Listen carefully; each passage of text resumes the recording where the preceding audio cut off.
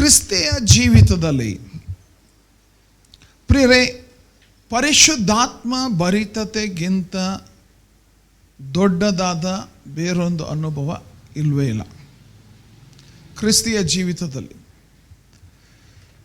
ನಾವು ಈ ದಿವಸ ಈ ಯೇಸು ಸ್ವಾಮಿಯನ್ನು ಅನುಸರಿಸುತ್ತಾ ಇರುವಂತಹ ನಮಗೆ ನಾವು ಪರಿಶುದ್ಧಾತ್ಮನ ಅಭಿಷೇಕ ಅಂತ ಹೇಳಿ ನಾವು ಮಾತನಾಡುವಾಗ ಈ ಅಭಿಷೇಕದ ವಿಷಯವಾದ ಮಹತ್ವದ ಸತ್ಯ, ಆತ್ಮಿಕ ಸತ್ಯ, ವಾಕ್ಯ ಆಧಾರಿತವಾದ ಸತ್ಯಗಳನ್ನು ನಾವು ಅಭ್ಯಾಸ ಮಾಡೋಣ.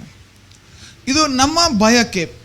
ನಾವು ಬಹಳ ಸ್ಪಷ್ಟವಾಗಿ ಈ ಮಾತು ನಿಮಗೆ ತಿಳಿಸ್ತೇವೆ. ಪ್ರಿಯರೇ, ಪರಿಶುದ್ಧಾತ್ಮ ಭರಿತ ಜೀವಿತ ಇದು ಪ್ರತಿಯೊಬ್ಬ ವಿಶ್ವಾಸಿಗಳಿಗೆ ಕೊಡಲ್ಪಟ್ಟ ಅನುಭವ. ಹಲ್ಲೆಲೂಯ. ಪರಿಶುದ್ಧಾತ್ಮ ಭರಿತ ಜೀವಿತ ಇದು ಎಲ್ಲರಿಗೂ ಕೊಡಲ್ಪಟ್ಟದ್ದು. ಪರಿಶುದ್ಧಾತ್ಮನ ವರ, ಪರಿಶುದ್ಧಾತ್ಮನ ಫಲ. ಪರಿಶುದ್ಧಾತ್ಮನ ವರ ಅಂತ ಹೇಳುವಾಗ ಅದು ರೋಗ ಸೌಖ್ಯತೆ ಇರಬಹುದು, ಪ್ರವಾದನೆ ಇರಬಹುದು, ಅದು ಅದ್ಭುತ ಕಾರ್ಯ, ಸೂಚಕ ಕಾರ್ಯ, ಈ ಯಾವುದೇ ವರ. ಈ ವರ ಇದು ಎಲ್ಲ ವಿಶ್ವಾಸಿಗಳಿಗೆ ಕೊಡಲ್ಪಟ್ಟದ್ದು. ಇದು ಪ್ರತಿಯೊಬ್ಬರು ನಾವು ಈ ಅನುಭವದಲ್ಲಿ ಇರಬೇಕು, ಬರಬೇಕು ಎಂಬುವಂಥ ಉದ್ದೇಶ ಇದು ಸ್ಪಷ್ಟವಾಗಿ ದೇವರು ನಮಗೆ ಕೊಟ್ಟಿದ್ದಾನೆ. ಆ ಉದ್ದೇಶ ನೆರವೇರಿಸುವುದಕ್ಕಾಗಿ ನಾವು ಈ ದಿವಸ ಸೇರಿ ಬಂದಿದ್ದೇವೆ. ಇದು ಕೇವಲ ದೇವರ ಸೇವೆ ಮಾಡುವಂಥ ಪೂರ್ಣಾವಧಿ ಸೇವಕರಿಗೋಸ್ಕರ ಮಾತ್ರ ಸೀಮಿತವಾದದ್ದಲ್ಲ. ಇದು ಯೇಸು ಸ್ವಾಮಿಯನ್ನು ನಂಬಿರುವಂಥ ಪ್ರತಿಯೊಬ್ಬರು ನಾವು ಆತ್ಮಭರಿತರಾಗಬೇಕು, ಆತ್ಮನ ಬಲದಿಂದ ತುಂಬಿಸಲ್ಪಡಬೇಕು, ಆತ್ಮನ ಶಕ್ತಿಯ ಕಾರ್ಯಗಳನ್ನು ನಾವಿರುವ ಪ್ರತಿ ಸ್ಥಳದಲ್ಲಿ ನಾವು ಮಾಡುವಂಥವರಾಗಿರಬೇಕು. ನಾವು ನಂಬಿದವರು ಕೈಗಳನ್ನಿಡುವಾಗ ರೋಗಿಗಳು ಗುಣವಾಗಬೇಕು, ನಾವು ಪ್ರಾರ್ಥಿಸುವಾಗ ದೆವ್ವಗಳು ಬಿಟ್ಟು ಹೋಗಬೇಕು. ನಾವು ನಮ್ಮ ಜೀವಿತವನ್ನು ಬಲದಿಂದ, ಶಕ್ತಿಯಿಂದ ದೇವರು ಉಪಯೋಗಿಸಲು ಬಯಸ್ತಾನೆ. ಅದಕ್ಕಾಗಿ ನಾವಿಲ್ಲಿ ಸೇರಿ ಬಂದಿದ್ದೇವೆ. Hallelujah, hallelujah. ಈ ಅಪೇಕ್ಷೆ ನಮಗಿರಲಿ. ಪರಿಶುದ್ಧಾತ್ಮನ ವಿಷಯವಾಗಿ ನಾವು ಅಭ್ಯಾಸ ಮಾಡ್ತಿರುವಂತೆ ಈ ವಿಷಯ ಇದು ನನಗಾಗಿ ಇದೆ. ಈ ದಿವಸ ನಾವು ವಾಕ್ಯದ ಆಧಾರವಾಗಿ ಅಭ್ಯಾಸ ಮಾಡುವಂಥ ವಿಷಯವಿರಲಿ, ನಾವು ತಿಳ್ಕೊಳ್ಳುವಂಥ ಸತ್ಯ ಯಾವುದೇ ಇರಲಿ, ಇದು ನನಗಾಗಿದೆ. ದೇವರು ನನಗಾಗಿ ಕೊಟ್ಟಿರುವಂತಹ ವಾಕ್ಯಗಳಿದು. ನನ್ನ ಜೀವಿತದಲ್ಲಿ ದೇವರು ಈ ಒಂದು ದೊಡ್ಡ ಕಾರ್ಯ ಮಾಡಲು ಬಯಸ್ತಾನೆ. ನನ್ನನ್ನು ದೇವರು ತನ್ನ ಬಲ ಮತ್ತು ಶಕ್ತಿಯಿಂದ ಉಪಯೋಗಿಸಲು ಬಯಸ್ತಾನೆ. ಅದಕ್ಕಾಗಿ ನಾನು ಇಲ್ಲಿ ಬಂದಿದ್ದೇನೆ. ಹಲ್ಲೆಲೂಯ. ಉಪಯೋಗಿಸಬೇಕಾ ದೇವರು ನಮ್ಮನ್ನು? ಹಲ್ಲೆಲೂಯ. ದೇವರು ನಮ್ಮನ್ನು ಉಪಯೋಗಿಸಬೇಕೆಂಬುದಾಗಿದ್ದಲ್ಲಿ ಆ ದೇವರು ವಾಕ್ಯ ಆಧಾರಿತವಾಗಿ ಅದನ್ನು ಹೇಗೆ ಮಾಡ್ತಾನೆ, ಯಾವ ರೀತಿಯಾಗಿ ಮಾಡ್ತಾನೆ ಎಂಬುದನ್ನು ತಿಳ್ಕೊಳ್ಳುವಂಥದ್ದು ಬಹಳ ಮಹತ್ವದ್ದು. ಸೊ ಪರಿಶುದ್ಧಾತ್ಮನ ಅಭಿಷೇಕ ಅಂತ ಹೇಳುವಾಗ ಅದರ ವಿಷಯದಲ್ಲಿ 3 ಪ್ರಶ್ನೆಗಳಿಗೆ ಈ ದಿವಸ ಉತ್ತರ ಕಂಡುಕೊಳ್ಳೋದಕ್ಕೋಸ್ಕರ ಹೋಗೋಣ. ಓಕೆ, ಮೊದಲನೆಯ ಪ್ರಶ್ನೆ, ಪರಿಶುದ್ಧಾತ್ಮನ ಅಭಿಷೇಕ ಅಂದರೆ ಏನು? ಅದರ ಅರ್ಥ ಏನು? ಈ ಒಂದು ಅಂಶ ನಾವು ವಿಶೇಷವಾಗಿ ಕ್ಷಣ ಹೊತ್ತು ವಾಕ್ಯ ಆಧಾರಿತವಾಗಿ ಕೆಲವೊಂದು ಸತ್ಯಗಳನ್ನು ನಾವು ಗಮನಿಸೋದಕ್ಕೆ ಹೋಗೋಣ. ಪರಿಶುದ್ಧಾತ್ಮನ ಅಭಿಷೇಕ ಅಂದರೇನು, ಅದರ ಮಹತ್ವ ಏನು ಎಂಬುದಾಗಿ ನಾವು ಹೇಳುವಾಗ ಬಹಳ ಪರಿಚಿತವಾದ ವಾಕ್ಯಗಳು ಕೆಲವೊಂದು ಸಾರಿ ನಾವು ಗಮನಿಸುವುದಿಲ್ಲ. ಅದಕ್ಕೆ ಈ ದಿವಸ ಈ ಅಧ್ಯಯನ ಬಹಳ ಮಹತ್ವ ಪಡೀತದೆ ಪ್ರಿಯರೇ. ಸೊ ನಾವು ಇದು ಪರಿಶುದ್ಧಾತ್ಮನ ಅಭಿಷೇಕ ಅಂತ ನಾವು ಹೇಳುವಾಗ ಇದು ಶಕ್ತಿ ಮತ್ತು ಬಲದಿಂದ ತುಂಬಿಸಲ್ಪಡುವ ಅನುಭವ. ಹಲ್ಲೆಲೂಯ. ಶಕ್ತಿ ಮತ್ತು ಬಲದಿಂದ ತುಂಬಿಸಲ್ಪಡುವ ಅನುಭವ. ಇಲ್ಲಿ ನಮಗೆ ಬ್ಯಾಟ್ರಿ, ನಮ್ಮ ಮೊಬೈಲ್ ಬ್ಯಾಟ್ರಿ ಏನಂತಾರೆ, ಖಾಲಿ ಆಗುವ ಅನುಭವ ಎಲ್ಲರಿಗೂ ಇದೆ ಅಲ್ವಾ? ಆದರೆ ಖಾಲಿ ಆಯಿತು ಅಂತ ಹೇಳಿ ನಾವು ಅದನ್ನು ಎಸೆದು ಬಿಡುವುದಿಲ್ಲ. ನಾವು ಅದಕ್ಕೆ ಏನು ತುಂಬಿಸ್ತೇವೆ? ಶಕ್ತಿ ತುಂಬಿಸ್ತೇವೆ, ಪವರ್ ತುಂಬಿಸ್ತೇವೆ, ಬಲ ತುಂಬಿಸ್ತೇವೆ. ಹಲ್ಲೆಲೂಯ. ಪ್ರಿಯರೇ, ದೇವರು ನಮ್ಮ ಜೀವಿತದಲ್ಲಿಯೂ ಕೂಡ ಅದೇ ರೀತಿಯಾಗಿ ನಮ್ಮ ಜೀವಿತವನ್ನು ಮಾರ್ಪಡಿಸಬಲ್ಲ ಶಕ್ತಿಯಿಂದ ಆತನು ತುಂಬಿಸಲು ಬಯಸ್ತಾನೆ. ಆತನು ಪ್ರತಿಯೊಬ್ಬ ವಿಶ್ವಾಸಿಯ ಮೇಲೆ ತನ್ನ ಬಲ ಮತ್ತು ತನ್ನ ಸಾನ್ನಿಧ್ಯದಿಂದ, ದಯವಿಟ್ಟು ನೆನ್ಪಿಟ್ಕೊಳ್ರಿ, ಆತನ ಶಕ್ತಿ, ಆತನ ಬಲ ಮತ್ತು ಆತನ ಪ್ರಸನ್ನತೆ ನಮ್ಮ ಜೀವಿತವನ್ನು ಆವರಿಸಿಕೊಳ್ಳುತ್ತದೆ. ಅಭಿಷೇಕ, ಪರಿಶುದ್ಧಾತ್ಮನ ಅಭಿಷೇಕ ಅಂತ ಹೇಳುವಾಗ ಆತನ ಶಕ್ತಿ, ಆತನ ಪ್ರಸನ್ನತೆ, ಆತನ ಬಲ ಮತ್ತು ಆತನ ಪ್ರಸನ್ನತೆ. ಸೊ ಆತನು ನಮ್ಮ ಜೊತೆಗಿದ್ದು ತನ್ನ ಬಲವನ್ನು, ತನ್ನ ಬಲದ ಕಾರ್ಯ, ತನ್ನ ಶಕ್ತಿಯ ಕಾರ್ಯ ನಮ್ಮ ಮುಖಾಂತರ ಮಾಡುವಂಥದ್ದೇ ಅಭಿಷೇಕ. ಹಲ್ಲೆಲೂಯಾ. ಲೂಕನ ಸುವಾರ್ತೆ 24ನೇ ಅಧ್ಯಾಯದ 49ನೇ ವಚನ ಹೇಳ್ತದೆ, ಯೇಸು ಸ್ವಾಮಿ ತನ್ನ ಶಿಷ್ಯ ಮಂಡಳಿಗೆ ಹೇಳಿದಂಥ ಮಾತು, ಇಗೋ ನನ್ನ ತಂದೆಯು ವಾಗ್ದಾನ ಮಾಡಿದ್ದನ್ನು ನಿಮಗೆ ಕಳುಹಿಸಿಕೊಡುತ್ತೇನೆ. ದೇವರು ಮೇಲಣ ಲೋಕದಿಂದ ನಿಮಗೆ, ಎಲ್ಲರೂ ಹೇಳೋಣ, ಶಕ್ತಿಯನ್ನು ಹೊದಿಸುವ ತನಕ. ಹಲ್ಲೆಲೂಯಾ. ಶಕ್ತಿಯನ್ನು ಹೊದಿಸುವ ತನಕ. ಶಕ್ತಿಯನ್ನು ಹೊದಿಸುವ ತನಕ ಅಂದ್ರೆ ಏನು? ಆ ಆತ್ಮನ ಶಕ್ತಿ ನಮ್ಮಲ್ಲಿ ಕಾರ್ಯ ಮಾಡದಿದ್ದಲ್ಲಿ ನಾವು ಶಕ್ತಿ ಇಲ್ಲದವರು, ಬಲಹೀನರು. ಆತನ ಶಕ್ತಿ ನಮ್ಮಲ್ಲಿ ಕಾರ್ಯ ಮಾಡದಿದ್ದಲ್ಲಿ ನಾವು ನಿಶಕ್ತರು. ಸೊ ಅಭಿಷೇಕ ಅಂತ ನಾವು ಮಾತನಾಡುವಾಗ ಗಮನಿಸೋಣ, ದೇವರು ಮೇಲಣ ಲೋಕದಿಂದ ನಿಮಗೆ ಶಕ್ತಿಯನ್ನು ಹೊದಿಸುವ ತನಕ ಈ ಪಟ್ಟಣದಲ್ಲಿ ಕಾದುಕೊಂಡಿರ್ರಿ ಎಂದು ಹೇಳಿದನು. ಸೊ ಪರಿಶುದ್ಧಾತ್ಮನ ಅಭಿಷೇಕ ನಾವು ಬಯಸಬೇಕು, ನಾವು ಪ್ರಾರ್ಥಿಸಬೇಕು, ನಾವು ಒಂದು ವೇಳೆ ಪೀಡಿಸಬೇಕು. ನನಗೆ ಈ ಬಲದಿಂದ ತುಂಬಿಸಪ್ಪ. ಯಾಕೆ? ನೀನಿಲ್ಲದೆ ನಾನು ನಿಶಕ್ತನು, ನೀನಿಲ್ಲದೆ ನಾನು ಬಲಹೀನನು. ನೀನು ಬೇಕು, ನಿನ್ನ ಬಲ ಬೇಕು, ನಿನ್ನ ಶಕ್ತಿ ಬೇಕು. ಯಾಕೆ? ನೀನೇ ಹೇಳಿದ್ದೀಯಾ, ನೀನು ಅದನ್ನು ಕೊಡದ ಹೊರತು, ಆ ಶಕ್ತಿಯಿಂದ ನನ್ನನ್ನು ಹೊದಿಸದ ಹೊರತು ನಾನು ನಿಶಕ್ತನಾಗಿದ್ದೇನೆ. ಎರಡನೆಯದು, ಅಪೊಸ್ತಲರ ಕೃತ್ಯ 2ನೇ ಅಧ್ಯಾಯ 4ನೇ ವಚನದಲ್ಲಿ ನೋಡ್ತೇವೆ. ಪರಿಶುದ್ಧಾತ್ಮನ ಅಭಿಷೇಕ ಅಂದರೆ ಏನು ಅಂತ ನಾವು ಗಮನಿಸ್ತಾ ಇರುವಂತೆ, ಅಪೊಸ್ತಲರ ಕೃತ್ಯ ಈ ಒಂದು ಅಧ್ಯಾಯ 2ರ 4ನೇ ವಚನ ಅಲ್ಲಿ ನೋಡ್ರಿ, ವಾಕ್ಯ ಏನಂತ ಹೇಳ್ತದೆ? ಆಗ ಏನಂತ ಹೇಳ್ತದೆ? ಅವರೆಲ್ಲರೂ. ದಯವಿಟ್ಟು ನೆನ್ಪಿಟ್ಕೊಳ್ರಿ, ಅವರೆಲ್ಲರೂ ಅಂತ ಹೇಳುವಾಗ ಮೊದಲನೇ ಅಧ್ಯಾಯದಿಂದ ನೀವು ಗಮನಿಸುವಾಗ ಯಾರ್ಯಾರಿದ್ದಾರೆ, ಎಷ್ಟು ಜನ ಇದ್ದಾರೆ ಅಲ್ಲಿ? ಯೇಸು ಸ್ವಾಮಿಯ ಶಿಷ್ಯ ಮಂಡಳಿ ಇದೆ. ಯೇಸು ಸ್ವಾಮಿಯ 120 ಜನ ಭಕ್ತರು, ವಿಶ್ವಾಸಿಗಳು, ಶಿಷ್ಯರಂತ ಕರೆಯಲ್ಪಡುವವರಿದ್ದಾರೆ. ಅವರೆಲ್ಲರೂ ಅಂತ ಹೇಳುವಾಗ ಅವರಲ್ಲಿ ಯಾರ್ಯಾರಿದ್ದಾರೆ? ಮರಿಯಳು ಇದ್ದಾಳ? ಎಸ್, ಮರಿಯಳು ಸಹ ಆ ಗುಂಪಿನಲ್ಲಿದ್ದಾಳೆ. ಸೊ ಆ 120 ಜನ ಅವರೆಲ್ಲರೂ ಆ ಪಂಚಾಶತಮ ದಿನದಲ್ಲಿ, ಅಪೊಸ್ತಲರ ಕೃತ್ಯ 2ನೇ ಅಧ್ಯಾಯದ ವಚನ ಬಹಳ ಇಂಪಾರ್ಟೆಂಟ್ ವರ್ಡ್, ಬಹಳ ವಿಶೇಷವಾದ ಮಾತು. ಅವರೆಲ್ಲರೂ, ಎಲ್ಲರೂ ಕೂಡಿ ಹೇಳೋಣ, ಅವರೆಲ್ಲರೂ. ಕೆಲವರಲ್ಲ, ಓಕೆ, ಕೆಲವರಲ್ಲ, ಬಹಳ ಭಕ್ತಿವಂತರು ಅಂತ ಅಲ್ಲ, ಬಲ ಇಲ್ಲ. ವಾಕ್ಯ ಏನು ಹೇಳ್ತದೆ? ಅವರೆಲ್ಲರೂ. ಹಲ್ಲೆಲೂಯಾ. ಅವರೆಲ್ಲರೂ. 120 ಜನ ಇದ್ರೆ 120 ಜನ ಎಲ್ಲರೂ. ಇದು ಕೆಲವರಿಗೆ ಮಾತ್ರ, ಪೇತ್ರನಿಗೆ ಮಾತ್ರ, ಯೋಹಾನನಿಗೆ ಮಾತ್ರ, ಯಾಕೋಬನಿಗೆ ಮಾತ್ರ. ಇವರು ಯೇಸು ಸ್ವಾಮಿಯ ಬಹಳ ಸಮೀಪದ ಸ್ನೇಹಿತರಾಗಿದ್ದರು, ಸಮೀಪದ ಸಂಬಂಧ ಹೊಂದಿದಂಥ ಶಿಷ್ಯರಾಗಿದ್ದರು. ಅವರಿಗೆ ಮಾತ್ರ ಅಲ್ಲ. ವಾಗ್ದಾನ ಮಾಡಿದಾಗ ಆತನು ಈ ವಾಗ್ದಾನವನ್ನು ಯಾರಲ್ಲಿ ನೆರವೇರಿಸ್ತಾ ಇದ್ದಾನೆ? ಅವರೆಲ್ಲರೂ. Hallelujah, hallelujah. ಎಲ್ಲರೂ, ಅವರೆಲ್ಲರೂ. ಅಪೊಸ್ತಲರ ಕೃತ್ಯ 1ನೇ ಅಧ್ಯಾಯ ನೋಡ್ರಿ, 3ನೇ ಅಂಶ ನಾವು ಇಲ್ಲಿ ಗುರುತಿಸಬೇಕು. ಈ ಪರಿಶುದ್ಧಾತ್ಮನ ಅಭಿಷೇಕ ಅಂತ ಹೇಳುವಾಗ ಪ್ರಿಯರೇ, ನಾವು ಮರೆಯಬಾರದಾದಂಥ ಅಂಶ ಇದು. ವಿಶೇಷವಾಗಿ ವಾಕ್ಯ ಆಧಾರಿತವಾಗಿ ನಿಮ್ಮ ಗಮನಕ್ಕೆ ತರಲು ಬಯಸ್ತೇನೆ. ಈ 1ನೇ ಅಧ್ಯಾಯದ 4ನೇ ವಚನ ನಮಗೆ ಹೀಗೆ ಹೇಳ್ತಾ ಇದೆ, ಹೀಗಿರಲಾಗಿ ಆತನು ಅಂದರೆ ಅಲ್ಲಿ ಯೇಸು ಸ್ವಾಮಿ, ಓಕೆ, ಅವರೊಂದಿಗೆ ಕೂಡಿದ್ದಾಗೆ ಅವರಿಗೆ, ಯೋಹಾನನಂತೂ ನೀರಿನಲ್ಲಿ ದೀಕ್ಷಾ ಸ್ನಾನ ಮಾಡಿಸಿದನು, ನಿಮಗಾದರೂ ಇನ್ನೂ ಸ್ವಲ್ಪ ದಿವಸದೊಳಗಾಗಿ ಪವಿತ್ರಾತ್ಮದಲ್ಲಿ ಸ್ನಾನವಾಗುವುದು. ಆದ ಕಾರಣ ನೀವು ಯೆರೂಸಲೇಮನ್ನು ಬಿಟ್ಟು ಹೋಗದೆ ತಂದೆಯು ಮಾಡಿದಂಥ, ನೀವು ನನ್ನಿಂದ ಕೇಳಿದಂಥ ವಾಗ್ದಾನಕ್ಕೆ ಕಾದುಕೊಂಡಿರ್ರಿ ಎಂದು ಸಲಹೆ ಕೊಟ್ಟನು. ವಾಕ್ಯ ಹೇಳ್ತದದು ಎಂದು ಸಲಹೆ ಕೊಟ್ಟನು, ಎಂದು ಅಪ್ಪಣೆ ಕೊಟ್ಟನು. ನೆನ್ಪಿಟ್ಕೊಳ್ಳೋಣ, ಪರಿಶುದ್ಧಾತ್ಮನ ಅಭಿಷೇಕ ಒಂದು ಸಲಹೆ ಅಲ್ಲ. ಸಾಧ್ಯ ಆದರೆ ಮನಸ್ಸಿಗೆ ಬಂದರೆ ಇಲ್ಲ. ಪರಿಶುದ್ಧಾತ್ಮನ ಅಭಿಷೇಕಕ್ಕಾಗಿ ನೀವು ಬಂದಿರುವಾಗ ಆ ಅಪ್ಪಣೆಗೆ ವಿಧೇಯರಾಗಿ ಬಂದಿದ್ದೇವೆ ನಾವಿಲ್ಲಿ. ಸ್ವಾಮಿ, ನೀನು ಅಪ್ಪಣೆ ಕೊಟ್ಟಿದ್ಯಪ್ಪ, ನೀನು ಅಪ್ಪಣೆ ಕೊಟ್ಟಿದ್ದೀಯಾ.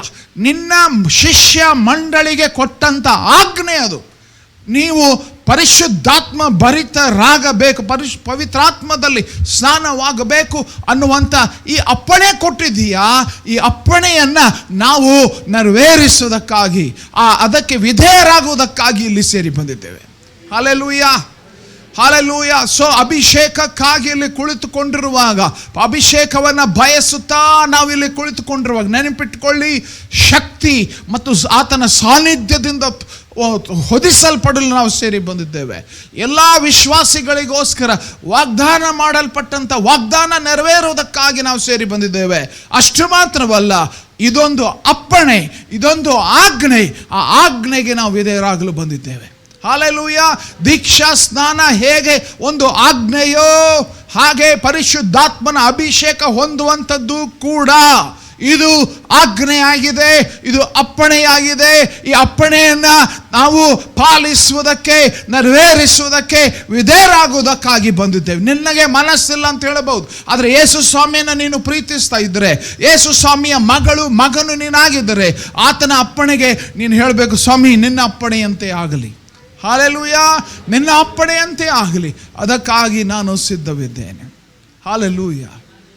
ಪ್ರಿಯರೇ, ಪರಿಶುದ್ಧಾತ್ಮನ ಅಭಿಷೇಕ ಅಂದರೆ ಆ ಬಲ ಮತ್ತು ಶಕ್ತಿಯಿಂದ ಹೊದಿಸಲ್ಪಡುವಂಥದ್ದು, ದೇವರ ವಾಗ್ದಾನ ನಮ್ಮ ಜೀವಿತದಲ್ಲಿ ನೆರವೇರುವಂಥದ್ದು ಮತ್ತು ಆ ಒಂದು ಆಜ್ಞೆಗೆ ನಾವು ವಿಧೇಯರಾಗುವಂಥದ್ದು.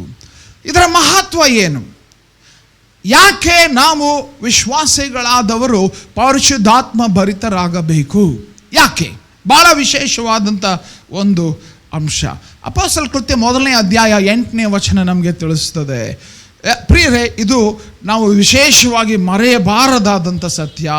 ಪವಿತ್ರ ಆತ್ಮ ನಿಮ್ಮ ಮೇಲೆ ಬರಲು ನೀವು ಏನು ಹೊಂತೀರಿ?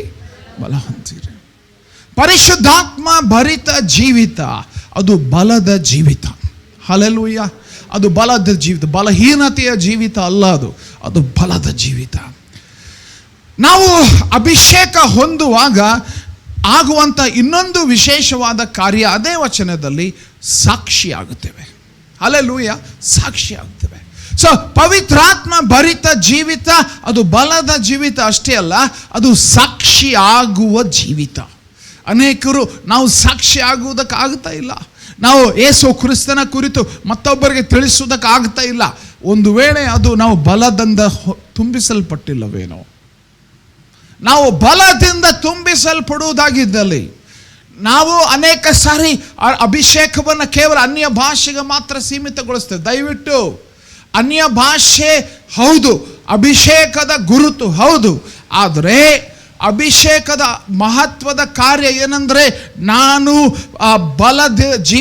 ಬಲದಿಂದ ತುಂಬಿಸಲ್ಪಡುವ ಜೀವಿತ ಜೀವಿಸುವಂಥದ್ದು ಅಷ್ಟೇ ಅಲ್ಲ, ನಾನು ಸಾಕ್ಷಿಯಾಗ್ತೇನೆ.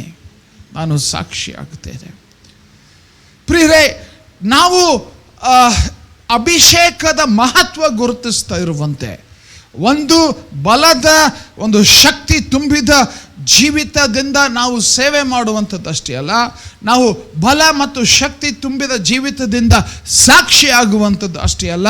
ಪ್ರಿಯರೇ, ನಾವು ಬಲ ಮತ್ತು ಶಕ್ತಿಯಿಂದ ತುಂಬಿದಂಥವರಾಗಿರುವಾಗ ಆಶೀರ್ವಾದಗಳನ್ನು ನಾವು ನೋಡೋಣ. ಅನೇಕ ಆಶೀರ್ವಾದಗಳು. ಒಂದು ವೇಳೆ ನೀವು ಬರೆದಿಟ್ಕೊಳ್ತಾ ಇದ್ರೆ 8 ಆಶೀರ್ವಾದಗಳು, ಪರಿಶುದ್ಧಾತ್ಮನ ಅಭಿಷೇಕದ 8 ಆಶೀರ್ವಾದಗಳನ್ನು ಈ ಸಮಯದಲ್ಲಿ ನಿಮ್ಮ ಗಮನಕ್ಕೆ ನಾನು ತರಲು ಬಯಸ್ತೇನೆ. ರೋಮಾಪುರದವರಿಗೆ ಬರೆದ ಪತ್ರಿಕೆಯ 1ನೇ ಅಧ್ಯಾಯದ ವಚನ 4 ನಾವು ನೋಡುವಾಗ, ರೋಮಾಪುರದವರಿಗೆ ಬರೆದ ಪತ್ರಿಕೆಯ 1ನೇ ಅಧ್ಯಾಯದ 4ನೇ ವಚನ ವಾಕ್ಯ ಹೀಗೆ ಹೇಳ್ತದೆ, ಪವಿತ್ರವಾದ ಆತ್ಮವುಳ್ಳವನಾಗಿದ್ದು ಸತ್ತ ಮೇಲೆ ಜೀವಿತನಾಗಿ ಎದ್ದು ಬಂದ ಮಹತ್ ಕಾರ್ಯದಿಂದ ದೇವಕುಮಾರನೆಂದು ನಿರ್ಣಯಿಸಲ್ಪಟ್ಟವನಾಗಿದ್ದಾನೆ. ಯೇಸು ಸ್ವಾಮಿಯ ವಿಷಯವಾಗಿರುವಂತಹ ಆ ಮಾತು ಪವಿತ್ರವಾದ ಆತ್ಮವುಳ್ಳವನಾಗಿದ್ದು, ಯೇಸು ಸ್ವಾಮಿಯ ವಿಷಯದಲ್ಲಿ ತಿಳಿಸ್ತಾ ಇರುವಾಗ ಈ ಪವಿತ್ರವಾದ ಆತ್ಮವುಳ್ಳವನಾಗಿದ್ದು ನಾವು ಸಾಮಾನ್ಯವಾಗಿ ಈ ಶಬ್ದ ಪವಿತ್ರಾತ್ಮ ಅಂತ ಉಪಯೋಗಿಸ್ತೇವೆ. ಕಾಮನ್ ಆಗಿ, ಭಾಳ ಸಿಂಪಲ್ ಆಗಿ ಪವಿತ್ರಾತ್ಮ ಅಂತ ಉಪಯೋಗಿಸ್ತೇವೆ. ಆದರೆ ಈ ವಚನ ಪವಿತ್ರವಾದ ಆತ್ಮವುಳ್ಳವನು. ಯಾಕೆ ಗೊತ್ತಾ? ಪವಿತ್ರತೆಗೆ ಪವಿತ್ರಾತ್ಮನು ನಡೆಸ್ತಾನೆ. ಹಲ್ಲೆಲೂಯ. ಆತ್ಮಭರಿತ ಜೀವಿತ ನನ್ನ ಬಲಹೀನತೆಗಳೇನಿದೆಯೋ ಅದನ್ನು ಜಯಿಸುವುದಕ್ಕೋಸ್ಕರ ಪವಿತ್ರ ಆತ್ಮನು ನನಗೆ ಸಾಮರ್ಥ್ಯ ಕೊಡ್ತಾನೆ. ನಾನು ಶೋಧನೆಗೆ ಒಳಗಾಗುವಾಗ ನನ್ನಲ್ಲಿ ಇರುವಂಥ ಅಪವಿತ್ರತೆಯ ಸಂಗತಿಗಳನ್ನು ಸುಟ್ಟು ಹಾಕ್ತಾನೆ. ಸುಟ್ಟು ಹಾಕಿ ಅದನ್ನು ಜಯಿಸುವುದಕ್ಕೋಸ್ಕರ ಕಾರ್ಯ ನಮಗೆ ಮಾಡ್ತಾನೆ. ಹಲ್ಲೆಲೂಯಾ. ಸೊ ಮೊದಲನೆಯದು, ನಾನು ಶೋಧನೆಗಳನ್ನು ಜಯಿಸಿ ನಾನು ಪವಿತ್ರವಾದ ಜೀವಿತವನ್ನು ಜೀವಿಸುವುದಕ್ಕೆ ಪವಿತ್ರ ಆತ್ಮನು ನನ್ನ ಜೀವಿತದಲ್ಲಿ ಕಾರ್ಯ ಮಾಡ್ತಾನೆ. ಎರಡನೆಯದು, ನಾವು ಒಂದು ವೇಳೆ ರೋಮಾಪುರದವ್ರಿಗೆ ಬರೆದ ಪತ್ರಿಕೆಯ 8ನೇ ಅಧ್ಯಾಯಕ್ಕೆ ನಾವು ಹೋಗುವಾಗ ಬಹಳ ವಿಶೇಷವಾಗಿ ಅದರ ವಚನ 26, 27 ವಾಕ್ಯ ಹೇಳ್ತದೆ, ಪವಿತ್ರಾತ್ಮನು ನಮ್ಮ ಜೀವಿತದಲ್ಲಿ ಕಾರ್ಯ ಮಾಡುವಂಥದ್ದೇನು, ಹಾಗೆ ಪವಿತ್ರಾತ್ಮನು ಸಹ ನಮ್ಮ ಅಶಕ್ತಿಯನ್ನು ನೋಡಿ ಸಹಾಯ ಮಾಡುತ್ತಾನೆ. ಹೇಗೆಂದರೆ ನಾವು ತಕ್ಕ ಪ್ರಕಾರ ಏನು ಬೇಡಿಕೊಳ್ಳಬೇಕೋ ನಮಗೆ ಗೊತ್ತಿಲ್ಲದ್ರಿಂದ ಪವಿತ್ರಾತ್ಮನು ತಾನೇ ಮಾತಿಲ್ಲದಂಥ ನರಳಾಟದಿಂದ ನಮಗೋಸ್ಕರ ಬೇಡಿಕೊಳ್ಳುತ್ತಾನೆ. ಸೊ ಪವಿತ್ರಾತ್ಮನು ನಮ್ಮ ಜೀವಿತದಲ್ಲಿ ಮಾಡುವ ಎರಡನೇ ಆಶೀರ್ವಾದ ಏನು ಗೊತ್ತಾ? ನಮಗೆ ಪ್ರಾರ್ಥನೆ ಮಾಡುವುದರಲ್ಲಿ ಸಹಾಯ ಮಾಡ್ತಾನೆ. ಹಲ್ಲೆಲೂಯಾ. ಅನೇಕ ಸಾರಿ ಪ್ರಾರ್ಥನೆ ಕುಳಿತುಕೊಳ್ತೇವೆ, ನಮಗೆ ಗೊತ್ತಿಲ್ಲ, ಏನು ಪ್ರಾರ್ಥನೆ ಮಾಡಬೇಕೋ ಗೊತ್ತಿಲ್ಲ, ಹೇಗೆ ಪ್ರಾರ್ಥನೆ ಮಾಡಬೇಕೋ ಗೊತ್ತಿಲ್ಲ, ಪ್ರಾರ್ಥನೆಯ ವಿಷಯ ನಮಗೆ ಗೊತ್ತಿಲ್ಲ. ಆದರೆ ಆತ್ಮನ ಅಭಿಷೇಕದಿಂದ ತುಂಬಿಸಲ್ಪಡುವಾಗ ಏನು ಗೊತ್ತಾ? ಆ ಪರಿಶುದ್ಧ ಆತ್ಮನು ನಮ್ಮನ್ನು ಪ್ರಾರ್ಥನೆ ಮಾಡುವುದರಲ್ಲಿ ನಮ್ಮನ್ನು ನಡೆಸ್ತಾನೆ, ಪ್ರಾರ್ಥನೆಯನ್ನು ಕಲಿಸ್ತಾನೆ. ಹಲ್ಲೆಲೂಯಾ. ನಾವು ರೋಮಾಪುರದವ್ರಿಗೆ ಬರೆದ ಪತ್ರಿಕೆಯ 5ನೇ ಅಧ್ಯಾಯದ 5ನೇ ವಚನ ನೋಡುವಾಗ ಭಾಳ ವಿಶೇಷವಾಗಿ 3ನೇ ವಚನ, 3ನೇ ಆಶೀರ್ವಾದ ಅಲ್ಲಿ ನಾವು ನೋಡ್ತೇವೆ. ಪರಿಶುದ್ಧಾತ್ಮನು ನನಗೆ ಬಹಳ ಇಷ್ಟವಾಗುವಂಥ ವಚನ ಇದು.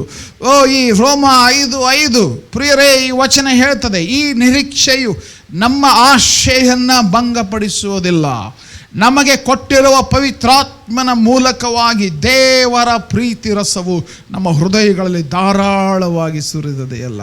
ಹಲ್ಲೆಲೂಯ.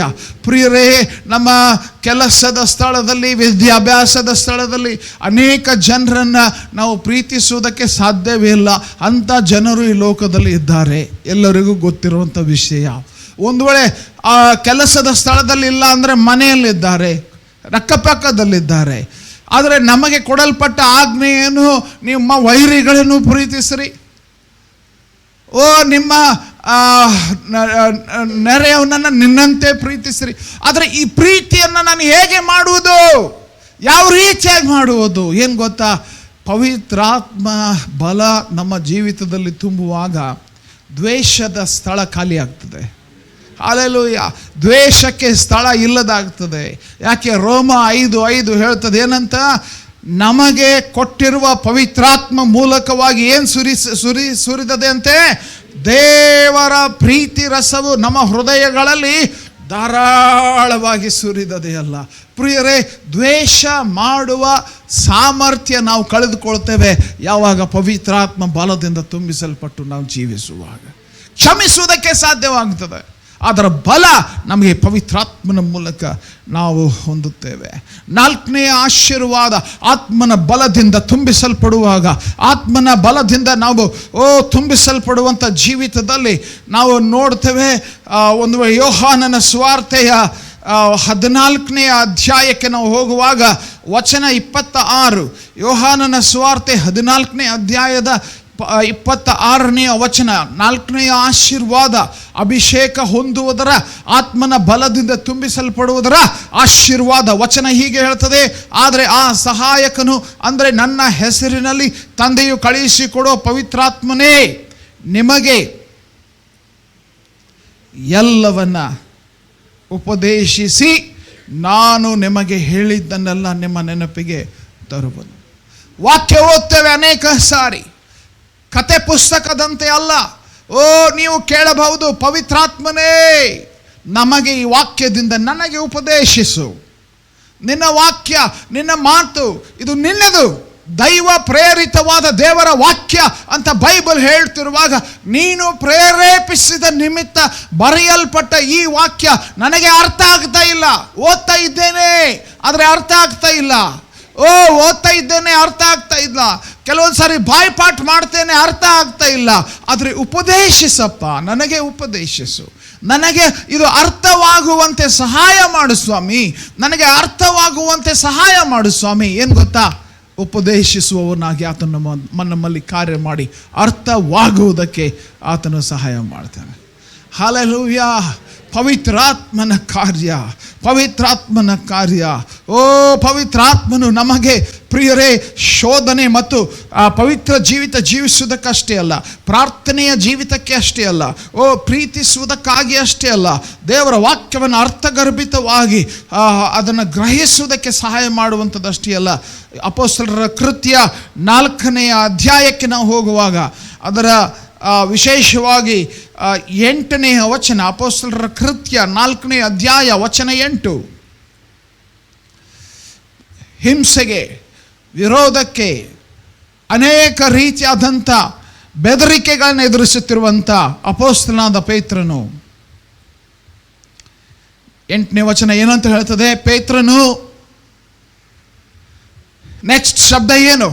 ಪೇತ್ರನು ಪವಿತ್ರಾತ್ಮ ಭರಿತನಾಗಿ, ಪವಿತ್ರಾತ್ಮ ಭರಿತನಾಗಿ ಅವರಿಗೆ ಜನರ ಅಧಿಕಾರಿಗಳೇ, ಹಿರಿಯರೇ ಅಂತ ಹೇಳಿ ಅಲ್ಲಿ ಒಂದು ಪ್ರಸಂಗ ಮಾಡುವಂಥದ್ದನ್ನು ನಾವು ನೋಡ್ತೇವೆ. ಪ್ರಿಯರೇ, ಪವಿತ್ರಾತ್ಮ ಭರಿತರಾಗುವಾಗ ನಾವು ವಾಕ್ಯವನ್ನು ಬೋಧಿಸುವುದಕ್ಕೆ ನಮ್ಮ ವಿರೋಧಿಸುವಂಥ ಅಧಿಕಾರಿಗಳಿರಬಹುದು, ನಮ್ಮನ್ನು ಬೆದರಿಸುವಂಥ ಹಿರಿಯರಿರಬಹುದು. ಆದರೆ ಪವಿತ್ರಾತ್ಮ ಭರಿತರಾದರೆ ಯಾರೇ ಇದ್ರೂ ಕೂಡ ಅವರ ಎದುರುಗಡೆ ನಿಂತು ನಾವು ಧೈರ್ಯದಿಂದ ದೇವರ ವಾಕ್ಯವನ್ನು ಹೇಳುವುದಕ್ಕೆ ಆತನು ನಮಗೆ ಸಹಾಯ ಮಾಡ್ತಾನೆ. ಹಲ್ಲೆಲೂಯಾ. ನಾವು ಯಾರಿಗೂ ಹೆದರುವ ಭಯವಿಲ್ಲ, ಅವಶ್ಯಕತೆ ಇಲ್ಲ. ಯಾಕೆ? ಪವಿತ್ರಾತ್ಮ ಭರಿತರಾಗಿದ್ದೇವೆ. ಪವಿತ್ರಾತ್ಮ ಭರಿತತೆ ನಮಗೆ ಧೈರ್ಯದಿಂದ ವಾಕ್ಯ ಸಾರುವುದಕ್ಕೆ ಸಾಮರ್ಥ್ಯ ಕೊಡ್ತದೆ ಪ್ರಿಯರೇ. ಹಲ್ಲೆಲೂಯಾ. ಫಲಭರಿತವಾದಂಥ ಒಂದು ವಾಕ್ಯ ನಾವು ಸಾರುವುದಕ್ಕಾಗುವಂತೆ ಸಹಾಯ ಮಾಡ್ತದೆ. 6ನೇ ಆಶೀರ್ವಾದ, ಪವಿತ್ರಾತ್ಮ ಭರಿತರಾಗುವಂಥ ಸಮಯದಲ್ಲಿ ನಮಗುಂಟಾಗುವ 6ನೇ ಆಶೀರ್ವಾದ. ಯೋಹಾನನ ಸುವಾರ್ತೆಯ 14ನೇ ಅಧ್ಯಾಯಕ್ಕೆ ಮತ್ತೆ ತಿರುಗಿ ಬರೋಣ. ಯೋಹಾನನ ಸುವಾರ್ತೆ 14ನೇ ಅಧ್ಯಾಯದಲ್ಲಿ ನಾವು ವಿಶೇಷವಾಗಿ ತಿರುಗೊಂದು ಸಾರಿ ನಾವು ನೋಡಬೇಕೆಂದು ಬಯಸುವಂಥ ವಚನ 12ನೇ ವಚನ ಏನಂತ ಹೇಳ್ತದೆ?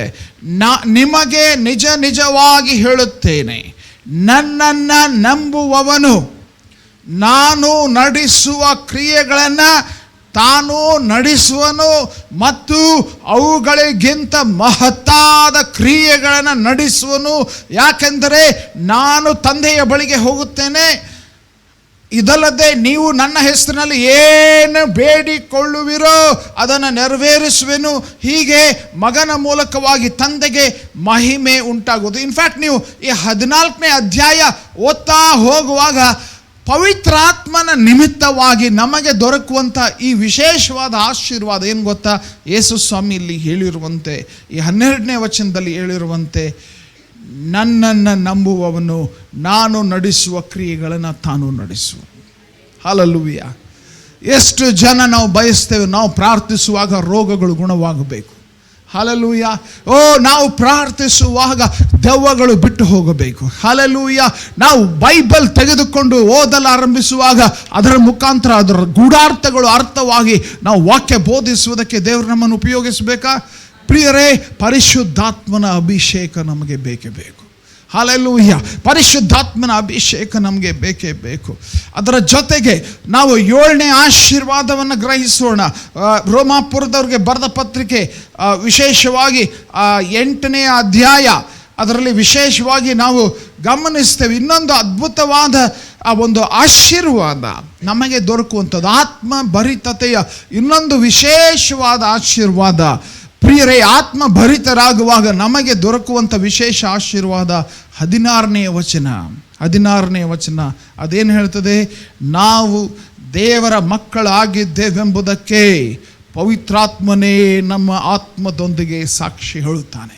ಹಲ್ಲೆಲೂಯಾ. ಪವಿತ್ರಾತ್ಮನೇ ನಮ್ಮ ಆತ್ಮದೊಂದಿಗೆ ಸಾಕ್ಷಿ ಹೇಳ್ತಾನೆ. ಏನು ಗೊತ್ತಾ, ನಾವು ಯಾವುದಾದ್ರೂ ತಪ್ಪಾದ ಕೆಲಸಕ್ಕೆ ಹೋಗುತ್ತಾ ಇದ್ದಾಗ, ಯಾಕಂದರೆ ಈ ಶರೀರ ವಂಚಕ, ಈ ಶರೀರ ಮೋಸಕರವಾದದ್ದು. ಅನೇಕ ಸಾರಿ ಈ ದೇಹ, ಈ ಶರೀರ ನಮ್ಮನ್ನು ಮೋಸ ಮಾಡಿ ಕೆಟ್ಟ ಕೆಟ್ಟ ವಿಷಯಗಳಿಗೆ ಹೋಗುವುದಕ್ಕೆ ನಡೆಸುವಂಥ ಸಮಯದಲ್ಲಿ ನಮ್ಮೊಳಗೆ ವಾಸಿಸುವ ಪವಿತ್ರಾತ್ಮನು ಹೇಳ್ತಾನೆ, ನೀನು ದೇವರ ಮಗಳು, ನೀನು ದೇವರ ಮಗನು, ಯಾಕೆ ಈ ಕೆಲಸ ಮಾಡ್ತಾ ಇದ್ದಿ? ಹಲ್ಲೆಲೂಯಾ. ಬೀದಿ ಮಕ್ಕಳಿಗೆ ಯಾರು ಏನು ಹೇಳಲ್ಲ, ಮಕ್ಕಳಿಗೆ ಹೇಳ್ತಾರೆ ಏನು ತಪ್ಪು ಮಾಡಕತ್ತಿ, ಏನು ಸರಿ ಮಾಡತ್ತಿ ಅಂತ. ಸಂಬಂಧ ಇದ್ದರೆ ಸಂಬಂಧದ ನಿಮಿತ್ತ ಎಚ್ಚರಿಸ್ತೇವೆ, ಹೌದನ್ನೆಲ್ರಿ? ನಾವು ಭಾನುವಾರದ ಅಧ್ಯಯನದಲ್ಲಿ ನಾವು ಮಾಡಿದ್ದೇವೆ.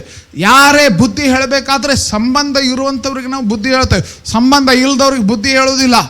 ಪವಿತ್ರಾತ್ಮನು ನಮ್ಮ ಜೀವಿತದಲ್ಲಿ ಒಂದು ವೇಳೆ ಇದು ತಪ್ಪು, ಇದು ಮಾಡಬೇಡ, ಇದನ್ನು ಯಾಕೆ ಮಾಡ್ತಾ ಇದ್ದೆ ಅಂತ ಪ್ರಶ್ನೆ ಹಾಕ್ತಾ ಇದ್ರೆ, ಯಾಕೆ ಗೊತ್ತಾ? ನಾವು ಆತನ ಮಕ್ಕಳಾಗಿದ್ದೇವೆ. ಹಲ್ಲೆಲೂಯಾ. ನಾವು ಆತನ ಮಕ್ಕಳಾಗಿದ್ದೇವೆ. ಸೊ ಬಹಳ ವಿಶೇಷವಾದ ಆಶೀರ್ವಾದ. ನಾವು ಕ್ರಿಸ್ತನು ನಡೆಸುವಂಥ ಕಾರ್ಯಗಳನ್ನು ಮಾಡುವಂಥದ್ದು ಅಷ್ಟೇ ಅಲ್ಲ, ನಾವು ದೇವರ ಸ್ವರವನ್ನು ವಿವೇಚಿಸುವುದಕ್ಕೆ ಸಾಧ್ಯವಾಗ್ತದೆ. ಇದೇ ದೇವರಾತ್ಮನ ಸ್ವರ, ಇದು ದೇವರಾತ್ಮನ ಸಂಗಡ ಮಾತನಾಡ್ತಾ ಇದ್ದಾನೆ ಅನ್ನುವಂಥದ್ದನ್ನು ನಾವು ತಿಳ್ಕೊಳ್ಳುವುದಕ್ಕೆ ಸಾಧ್ಯವಾಗ್ತದೆ. ಯಾಕೆ? ನಮ್ಮೊಳಗೆ ಆತನಿದ್ದಾನೆ. ವಚನ ಹಾಗೆ ಹೇಳ್ತದೆ ನೋಡ್ರಿ, ನಾವು ದೇವರ ಮಕ್ಕಳಾಗಿದ್ದೇವೆಂಬುದಕ್ಕೆ ಪವಿತ್ರಾತ್ಮನೇ ನಮ್ಮ ಆತ್ಮದೊಂದಿಗೆ, ನಮ್ಮ ಅಂತರ್ಯದಲ್ಲಿ, ನಮ್ಮೊಳಗೆ ಆತ್ಮದೊಂದಿಗೆ ಏನು ಮಾಡ್ತಾನೆ? ಸಾಕ್ಷಿ ಹೇಳ್ತಾನೆ. ಇನ್ನೊಂದು ವಿಶೇಷವಾದ ಆಶೀರ್ವಾದ, 8ನೇ ಆಶೀರ್ವಾದ, ಆತ್ಮಭರಿತತೆಯ ವಿಶೇಷವಾದ ಆಶೀರ್ವಾದ. ಸಮಾರ್ಯ ಸ್ತ್ರೀಯೊಂದಿಗೆ ಯೇಸು ಸ್ವಾಮಿ ಮಾತನಾಡ್ತಾ ಇದ್ದಾಗ ಹೇಳಿದಂಥ ಆ ಅದ್ಭುತವಾದ ಮಾತು, 4ನೇ ಅಧ್ಯಾಯದ ವಚನ 24 ವಾಕ್ಯ ಹೀಗೆ ಹೇಳ್ತದೆ, ಪ್ರಿಯರೇ, ದೇವರು ಆತ್ಮಸ್ವರೂಪನು, ಆತನನ್ನು ಆರಾಧಿಸುವವರು ಆತ್ಮೀಯ ರೀತಿಯಲ್ಲಿ ಸತ್ಯಕ್ಕೆ ತಕ್ಕ ಹಾಗೆ ಆರಾಧಿಸಬೇಕು. ನಮ್ಮ ಆತ್ಮ, ಪರಿಶುದ್ಧಾತ್ಮ ಭರಿತವಾದ ನಮ್ಮ ಈ ಆತ್ಮ ಆರಾಧಿಸುವಾಗ ಆತ್ಮೀಕ ಆರಾಧನೆಯನ್ನು ನಾವು ಮಾಡಲಿಕ್ಕೆ ಸಾಧ್ಯವಾಗ್ತದೆ. ಇಲ್ಲ ಅಂದರೆ ನಾವು ಆ ಶಬ್ದಗಳನ್ನು, ಹಾಡಿನ ಪದಗಳನ್ನು ಉಪಯೋಗಿಸಿ ನಾವು ಆರಾಧಿಸ್ತೇವೆ. ಆದರೆ ಆರಾಧನೆಯ ಅತ್ಯುನ್ನತ ಮಟ್ಟ, ಆತ್ಮಭರಿತ ಆತ್ಮೀಕ ಆರಾಧನೆ ನಾವು ಮಾಡುವುದಕ್ಕೆ ಯಾವಾಗ ಸಾಧ್ಯ? ನಾವು ಪರಿಶುದ್ಧಾತ್ಮ ಭರಿತರಾಗಿ ಆತ್ಮೀಕ ಆರಾಧನೆಯನ್ನು ನಾವು ಸಲ್ಲಿಸುವುದಕ್ಕೆ ಸಾಧ್ಯವಾಗ್ತದೆ. Hallelujah, hallelujah, hallelujah. ಪ್ರಿಯರೇ, ಪರಿಶುದ್ಧಾತ್ಮನ ಅಭಿಷೇಕ ನಾವು ಯಾಕೆ ಬಯಸ್ತಾ ಇದ್ದೇವೆ ಅಂದರೆ, ಶೋಧನೆಯನ್ನು ಜಯಿಸಿ ನಾವು ಪರಿಶುದ್ಧ ಜೀವಿತ ಜೀವಿಸುವುದಕ್ಕಾಗಿ. ಯಾಕೆ ಅಭಿಷೇಕ ಬಯಸ್ತಾ ಇದ್ದೇವೆ ಅಂದರೆ, ನಾವು ಉತ್ತಮವಾಗಿ ಪ್ರಾರ್ಥನೆ ಮಾಡುವುದಕ್ಕಾಗಿ. ಯಾಕೆ ಅಭಿಷೇಕ ಬಯಸ್ತಾ ಇದ್ದೇವೆ ಅಂದರೆ, ನಾವು ಒಬ್ಬರನ್ನೊಬ್ಬರು ಪ್ರೀತಿಸುವುದಕ್ಕಾಗಿ. ನಾವು ಯಾಕೆ ಅಭಿಷೇಕ ಬಯಸ್ತಾ ಇದ್ದೇವೆ ಅಂದರೆ, ವಾಕ್ಯಗಳು ನಮಗೆ ಅರ್ಥವಾಗುವುದಕ್ಕಾಗಿ. ನಾವು ಯಾಕೆ ಅಭಿಷೇಕ ಬಯಸ್ತಾ ಇದ್ದೇವೆ ಅಂತಂದರೆ, ದೇವರ ವಾಕ್ಯವನ್ನು ಬೋಧಿಸುವವರಾಗುವುದಕ್ಕೋಸ್ಕರ. ಯಾಕೆ ನಾವು ಅಭಿಷೇಕವನ್ನು ಬಯಸ್ತಾ ಇದ್ದೇವೆ ಅಂದರೆ, ಯೇಸು ಕ್ರಿಸ್ತನು ನಡೆಸಿದ ಕಾರ್ಯಗಳನ್ನು ನಾವು ಮಾಡುವುದಕ್ಕೋಸ್ಕರ ನಾವು ಅಭಿಷೇಕ ಬಯಸ್ತಾ ಇದ್ದೇವೆ. ಯಾಕೆ ಅಭಿಷೇಕ ಬಯಸ್ತಾ ಇದ್ದೇವೆ ಅಂದರೆ, ದೇವರ ಸ್ವರವನ್ನು ನಾವು ಗುರುತಿಸುವುದಕ್ಕೋಸ್ಕರ ಅಭಿಷೇಕ ಬಯಸ್ತಾ ಇದ್ದೇವೆ. ಯಾಕೆ ಅಭಿಷೇಕ ಬಯಸ್ತಾ ಇದ್ದೇವೆ? ಆತ್ಮೀಕ ಆರಾಧನೆಯನ್ನು ಸಲ್ಲಿಸುವುದಕ್ಕೋಸ್ಕರ. ಪ್ರಿಯರೇ, ಹಲ್ಲೆಲೂಯಾ, ಹಲ್ಲೆಲೂಯಾ. ಬಹಳ ಬಹಳ ವಿಶೇಷವಾದಂಥ ಅಂಶ. ಸೊ ಹೇಗೆ ಅಭಿಷೇಕ ಹೊಂದುವಂಥದ್ದು? 3ನೇ ಪ್ರಶ್ನೆ. ಅರ್ಥ ಏನು ನೋಡಿದ್ದೇವೆ, ಮಹತ್ವ ಏನು ನೋಡಿದ್ದೇವೆ, ಹೇಗೆ ಅಭಿಷೇಕ ಹೊಂದಬೇಕು. ಭಾಳ ವಿಶೇಷವಾಗಿ ನಾವು ಯೋಚಿಸಬೇಕಾದಂಥ ಒಂದು ಭಾಳ ಸಿಂಪಲ್ ಅಂಶ ಇದು. ನಾವು ಅಭಿಷೇಕಕ್ಕಾಗಿ ಕಾಯ್ದಿರುವ ಪ್ರತಿಯೊಬ್ಬರು ಈ ಅಂಶವನ್ನು ನೀವು ಗಮನಿಸ್ರಿ. ನೀವು ಅಭಿಷೇಕ ಹೊಂದುವುದಕ್ಕಿಂತ ಮೊದಲು ಈ 3 ಸಂಗತಿಗಳು ಅವಶ್ಯವಾದದ್ದು. ಅದು ಯಾವುದು? ಅಪೊಸ್ತಲರ ಕೃತ್ಯದ 2ನೇ ಅಧ್ಯಾಯದೊಳಗೆ ನಾವು ವಿಶೇಷವಾಗಿ ಈ 38ನೇ ವಚನ ಹೇಳ್ತದೆ. ಪೇತ್ರನು ಅಲ್ಲಿ ಪಂಚಾಶತಮ ದಿನದಲ್ಲಿ ಪ್ರಸಂಗಿಸಿದಾಗ ಹೇಳಿದಂಥ ಮಾತು. ಪೇತ್ರನವರಿಗೆ ಹೇಳ್ತಾನೆ, ನಿಮ್ಮ ಪಾಪಗಳು ಪರಿಹಾರವಾಗುವುದಕ್ಕಾಗಿ ನಿಮ್ಮಲ್ಲಿ ಪ್ರತಿಯೊಬ್ಬರೂ ದೇವರ ಕಡೆಗೆ ತಿರುಗಿಕೊಂಡು ಯೇಸು ಕ್ರಿಸ್ತನ ಹೆಸರಿನ ಮೇಲೆ ದೀಕ್ಷಾಸ್ನಾನ ಮಾಡಿಸಿಕೊಳ್ಳಿರಿ, ಆಗ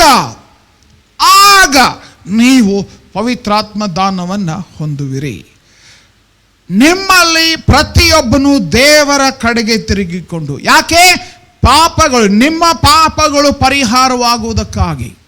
ಮೊದಲನೇ ಮಹತ್ವದ ಅಂಶ, ನಾವು ಪಾಪದಲ್ಲಿ ಜೀವಿಸುತ್ತಾ ಇದ್ದರೆ ನಾವು ನಮ್ಮ ಪಾಪಗಳಿಗೋಸ್ಕರ ಪಶ್ಚಾತ್ತಾಪ ಪಟ್ಟು ನಾವು ದೇವರ ಕಡೆಗೆ ತಿರುಗಿಕೊಂಡು ರಕ್ಷಣೆ ಹೊಂದಿ ಹೊಸದಾಗಿ ಹುಟ್ಟಿ ಯೇಸು ಕ್ರಿಸ್ತನು ನಮ್ಮ ರಕ್ಷಕನು ಒಡೆಯನು ಆಗಿರಬೇಕು. ಆಗ ನಾವು ಅಭಿಷೇಕದ ಕಾರ್ಯವನ್ನು ದೇವರಿಂದ ಕೇಳಬಹುದು. ಬಹಳ ವಿಶೇಷವಾದದ್ದು. ಎರಡನೇದು, ಮತ್ತಾಯನ ಸುವಾರ್ತೆ 5ನೇ ಅಧ್ಯಾಯದೊಳಗೆ ಪರ್ವತ ಪ್ರಸಂಗದೊಳಗೆ ಯೇಸು ಸ್ವಾಮಿ ಹೇಳಿದಂಥ ಮಾತು ನಾವು ಒಂದು ವೇಳೆ ಗಮನಿಸಬಹುದು. 6ನೇ ವಚನ ಹೇಳ್ತದೆ, ನೀತಿಗೆ ಹಸಿದು ಬಾಯಾರಿದವರು ಧನ್ಯರು, ಅವರಿಗೆ ತೃಪ್ತಿಯಾಗುವುದು. ಇಲ್ಲಿ ಹೊಟ್ಟೆ ತುಂಬಿ ಬಂದಿದ್ರೆ ನೀವು ತುಂಬಿಸಲ್ಪಡುವುದಿಲ್ಲ. ಯಾರು ಹಸಿದು ಬರ್ತಾರೋ ಅವರು ತುಂಬಿಸಲ್ಪಡ್ತಾರೆ. ಹಲ್ಲೆಲೂಯಾ. ಯಾರು ಹಸಿದು ಬರ್ತಾರೋ ಅವರು ತುಂಬಿಸಲ್ಪಡ್ತಾರೆ. ಯಾರು ಬಾಯಾರಿದವರು ಬರ್ತಾರೋ ಅವರಿಗೆ ತೃಪ್ತಿ ಕೊಡ್ತಾನೆ ದೇವರು. ನಾನು ಹೊಟ್ಟೆ ತುಂಬಿದೆ, ನಾನು ನೋಡಲಿಕ್ಕೆ ಬಂದಿದ್ದೇನೆ, ನಾನು ಹಾಗೆ ಇದ್ದು ಕೂತ್ಕೊಂಡು ಹೋಗ್ಲಿಕ್ಕೆ ಬಂದಿದ್ದೇನೆ, ನನಗೇನು ಸಿಗುವುದಿಲ್ಲ. ಆದರೆ ದೇವರ ಸಾನ್ನಿಧ್ಯದಲ್ಲಿ ಹಸಿದು ಬಾಯಾರಿದವರಾಗಿ ನಾವು ಬಂದರೆ ಒಂದು ಖಚಿತ, ಆತನು ನಮ್ಮನ್ನು ತುಂಬಿಸುತ್ತಾನೆ, ಆತನು ನಮಗೆ ಬೇಕಾದದ್ದನ್ನು ಕೊಡ್ತಾನೆ ಕುಡಿಯುವುದಕ್ಕಾಗಿ. ಹಲ್ಲೆಲೂಯಾ. ಇದು ದೇವರ ಸಾನ್ನಿಧ್ಯದ ಆಶೀರ್ವಾದ. ಪ್ರಿಯರೇ, ಪರಿಶುದ್ಧಾತ್ಮನ ಅಭಿಷೇಕಕ್ಕೋಸ್ಕರ ಬಂದಿರುವಾಗ ನಾವು ನೆನ್ಪಿಟ್ಕೊಳ್ಳೋಣ, ನಮ್ಮಿಂದ ಆತನು ಬಯಸುವಂಥ ಅತಿ ಮಹತ್ವದ ಇನ್ನೊಂದು ಅಂಶ, ನಾವು ರಕ್ಷಣೆ ಹೊಂದಿರಬೇಕು, ನಾವು ಬಾಯಾರಿದವರಾಗಿರಬೇಕು. ಅದರ ಜೊತೆಗೆ ಅಪೊಸ್ತಲರ ಕೃತ್ಯ 5ನೇ ಅಧ್ಯಾಯ ನಮಗೆ ಬಹಳ ಸ್ಪಷ್ಟವಾದ ಒಂದು ಸತ್ಯವನ್ನು ತಿಳಿಸ್ತದೆ. ಇದನ್ನು ನಾವು ಜಾಗ್ರತೆಯಿಂದ ಗಮನಿಸಬೇಕು. ಅದೇನು ಗೊತ್ತಾ? 32ನೇ ವಚನ ನೋಡ್ರಿ. ಅಪೊಸ್ತಲರ ಕೃತ್ಯ 5ನೇ ಅಧ್ಯಾಯ 32ನೇ ವಚನ ಹೀಗೆ ಹೇಳ್ತದೆ, ಈ ಕಾರ್ಯಗಳಿಗೆ ನಾವು ಸಾಕ್ಷಿ. ದೇವರು ತನಗೆ, ನೆಕ್ಸ್ಟ್ ವರ್ಡ್ ಏನು ಹೇಳ್ತದೆ? ವಿಧೇಯರಾಗುವವರಿಗೆ ದಯಪಾಲಿಸಿರುವ ಪವಿತ್ರಾತ್ಮನು ಸಾಕ್ಷಿ ಅಂತ ಹೇಳ್ತಾರೆ. ವಿಧೇಯರಾಗುವವರಿಗೆ ಏನು? ದಯಪಾಲಿಸಿರುವ ಪವಿತ್ರಾತ್ಮನು. ಪವಿತ್ರಾತ್ಮನು ಅವಿಧೇಯರಿಗೆ ಕೊಡಲ್ಪಡುವುದಿಲ್ಲ. ನಿನ್ನ ಜೀವಿತದಲ್ಲಿ ದೇವರಿಗೆ ಯಾವುದೇ ವಿಷಯದಲ್ಲಿ ಅವಿಧೇಯತೆಯ ಜೀವಿತ ನೀನು ಜೀವಿಸುತ್ತಾ ಇದ್ದರೆ ಆ ಅಭಿಷೇಕ ನಿನಗೆ ದೊರಕುವುದಿಲ್ಲ. ಇದು ದೇವರ ಸಾನ್ನಿಧ್ಯ, ಇದು ವಿಧೇಯತೆಯ ಸ್ಥಳ, ಇದು ಪ್ರೀತಿಯ ಸ್ಥಳ. ನಾವು ದೇವರನ್ನ ಪ್ರೀತಿಸ್ತಾ ಇದ್ದೇವೆ ಅಂತ ಹೇಳುವಂಥ ಪ್ರತಿಯೊಬ್ಬರು ಆತನಿಗೆ ವಿಧೇಯರಾಗ್ತಾರೆ. ಯಾರು ವಿಧೇಯರಾಗ್ತಾರೋ ಅವರಿಗೇನು ಆತನ ಕೊಡ್ತಾನಂತೆ? ಪವಿತ್ರಾತ್ಮನನ್ನು ಕೊಡ್ತಾನೆ. ನಿಮ್ಮ ಜೀವಿತ ಎಲ್ಲಿದೆ, ಏನು ಮಾಡ್ತಾ ಇದೆ, ಎತ್ತ ಸಾಗಿದೆ, ನಿಮಗೆ ಗೊತ್ತಿದೆ, ನನಗೆ ಗೊತ್ತಿಲ್ಲ, ನಿಮಗೆ ಗೊತ್ತಿದೆ. ಪವಿತ್ರಾತ್ಮನು ಇದೇ ಸಮಯ ನಿಮ್ಮೊಳಗೆ ಮಾತನಾಡ್ತಾ ಇದ್ದಾನೆ. ಮಗಳೇ, ನೀನು ಬಾಯಾರಿದವಳಾಗಿ ಇಲ್ಲಿ ಕುಳಿತಿದೆಯೋ, ಹಸಿದವಳಾಗಿ ಕುಳಿತಿದೆಯೋ, ಅಥವಾ ಸಮಯ ಇತ್ತು ಬಂದಿದ್ದೇನೆ ಆ ರೀತಿಯಾಗಿ ಕುಳಿತಿದೆಯೋ? ಮಗಳೇ, ಮಗನೇ, ಈ ದಿವಸ ನಿನ್ನ ಜೀವಿತದಲ್ಲಿ ಈ ಕ್ಷೇತ್ರದಲ್ಲಿ ನೀನು ಅವಿಧೇಯನಾಗ್ತಾ ಇದ್ದಿ. ಒಂದು ನಾವು ಈ ಕಾರ್ಯ ಮಾಡಬಹುದು. ಸ್ವಾಮಿ, ನಾನು ಅವಿಧೇಯಳಾಗ್ತಾ ಇರುವಂಥ ಈ ವಿಷಯದಲ್ಲಿ ನನಗೆ ಸಹಾಯ ಮಾಡು. ನಾನು ವಿಧೇಯಳಾಗಲು ಬಯಸ್ತೇನೆ, ನಾನು ವಿಧೇಯನಾಗಲು ಬಯಸ್ತೇನೆ. ಈ ಕಾರ್ಯ ನಾವು ಮಾಡಲು ಆರಂಭಿಸುವಾಗ ಏನು ಗೊತ್ತಾ? ಪವಿತ್ರಾತ್ಮ ಅಭಿಷೇಕಕ್ಕಾಗಿ ನಾವು ಅತ್ಯಂತ ಮಹತ್ವದ ಸಿದ್ಧತೆ ನಾವು ಮಾಡ್ತಾ ಇದ್ದೇವೆ. ಸೊ ಅಭಿಷೇಕ ಆಗುವುದು ಹೇಗೆ? ಅಭಿಷೇಕ ಆಗುವುದು ನಂಬಿಕೆ ಮುಖಾಂತರ. ಪ್ರಿಯರೇ, ಅಭಿಷೇಕ ಆಗುವಂಥದ್ದು ನಂಬಿಕೆ ಮುಖಾಂತರ. ಗಲಾತ್ಯ ಪತ್ರಿಕೆ ನೋಡೋಣ.